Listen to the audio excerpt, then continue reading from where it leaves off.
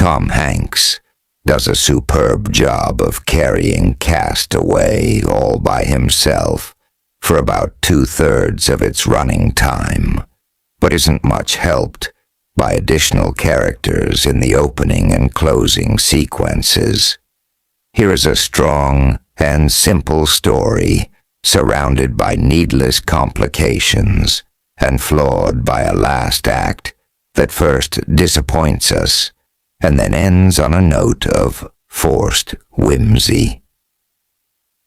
Hanks plays Chuck Noland, a time-obsessed Federal Express executive who troubleshoots all over the world, arranging hurry-up package transfers in Moscow before flying off to solve problems in Asia.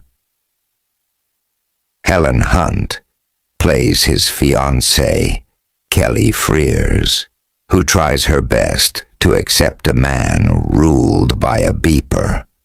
She comes from clock-watching stock, and for Christmas gives Chuck her grandfather's railroad watch. Noland hitches a ride on a FedEx flight across the Pacific, which is blown off course before crashing after an onboard explosion. That seems like two catastrophes when one would have done, but director Bob Zemeckis uses the storm for scenes of in-flight fear, wisely following Alfred Hitchcock's observation that from a suspense point of view, an explosion is over before you get your money's worth. Nolan survives the crash and floats in a life raft to a deserted island. And am I telling too much of the story? I doubt it, since the trailers and commercials for this movie single-mindedly reveal as much of the plot as they can, spoiling any possible suspense. Not only do they tell you he gets off the island, they tell you what happens then. What am I to do? Pretend you haven't seen the ad, or discuss what we all know happens? The early scenes are essentially busy work. Exotic locales like Moscow add a little interest to details about Nolan's job. An airport farewell to the fiancée is obligatory, including the inevitable reassurances about how Chuck will be right back, and they'll have a wonderful New Year's Eve. Then, the crash. The movie's power and effect center on the island. Chuck, the time and motion man, finds himself in a world without clocks, schedules, or much of a future. There's something wonderfully pathetic about the way he shouts, "Hello, anybody?" at the sand and trees. Those are his last words for a time, as he tries to remember childhood lessons about fire-making and shelter construction. Then there's a 4-year flash forward, and we see the formerly plump Chuck as a gaunt, skinny survivor. Zemeckis shut down the movie, while Hanks lost weight. I find it fascinating when a movie just watches somebody doing something. Actual work is more interesting than most plots. Chuck splits coconuts, traps fish, builds fires, and makes use of the contents of several FedEx boxes that washed up with him. Too bad nobody was mailing K-rations. And he paints a face on a volleyball and names it Wilson A device which, not incidentally, gives him an excuse for talking out loud.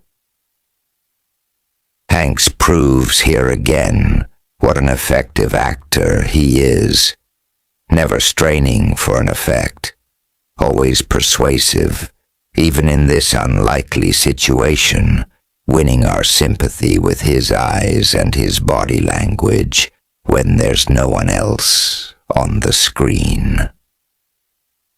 Well, I can't bring myself to say, just on the chance you're still reading and don't know.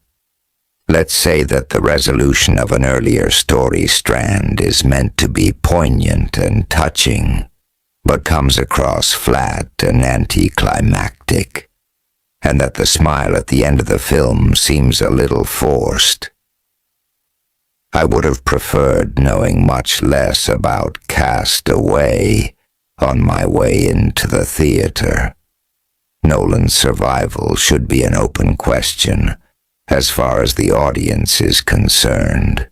You might assume that the 20th Century Fox marketing department gave away the secrets over the dead body of director Zemeckis.